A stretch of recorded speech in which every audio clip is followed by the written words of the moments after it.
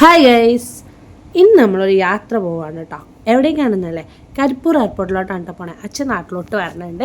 അപ്പം നമ്മൾ അച്ഛനെ കൂട്ടാൻ വേണ്ടി അങ്ങോട്ട് പോവാണ്. സാധാരണ കൊച്ചി എയർപോർട്ടിലാണ് വരാറ്. പക്ഷേ ഇപ്രാവശ്യം യുദ്ധവും വെക്കേഷനും ഒക്കെ കാരണം ടിക്കറ്റ് എടുത്ത് കരിപ്പൂരായിപ്പോയി കേട്ടോ.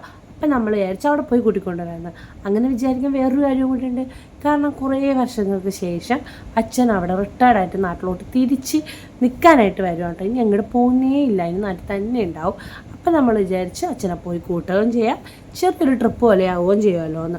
കണ്ണനേടെ വന്നിട്ടുണ്ടായിരുന്നില്ല. അമ്മയും റബിഷേട്ടനും ഞാനും സുബിയും പിള്ളേരുകളെ കൂടിയായിട്ടാണ് പോയിട്ടുണ്ടായിരുന്നത്. അച്ഛനയുടെ ഇടയ്ക്ക് എയർപോർട്ടിൽ നിന്ന് വീഡിയോ കോളൊക്കെ ചെയ്ത് നമ്മളെവിടെ എത്തിയെന്നൊക്കെ അന്വേഷിക്കുന്നുണ്ടായിരുന്നു കേട്ടോ.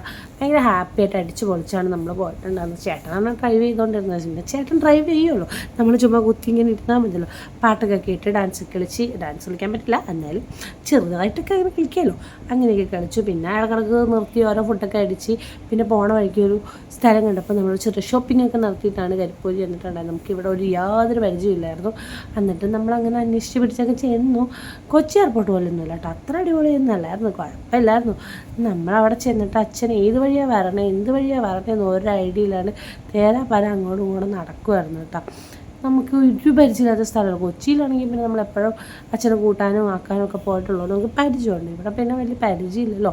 ചേട്ടൻ വണ്ടി വർക്ക് ചെയ്യാൻ പോയി. അതിനിടയ്ക്ക് അച്ഛനെ ഞങ്ങൾ ദൂരെ നിന്ന് കണ്ടു. പിള്ളേരൊക്കെ ഓടി. താരുവിനെ അച്ഛൻ ആദ്യമായിട്ട് കാണുന്നതുകൊണ്ട് ഭയങ്കര എക്സൈറ്റഡ് ആയിരുന്നു.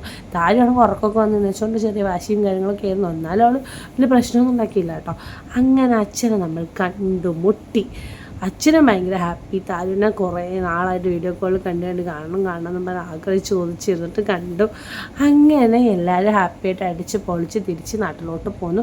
അപ്പോൾ വെളുപ്പിന് 2 മണിയൊക്കെ ആയപ്പോൾ അച്ഛൻ ഒരു ബൊക്കയും കൊടുത്ത് വീട്ടിലോട്ട് സ്വീകരിച്ചു. അപ്പോൾ ഓക്കെ, ബൈ, സീ യു.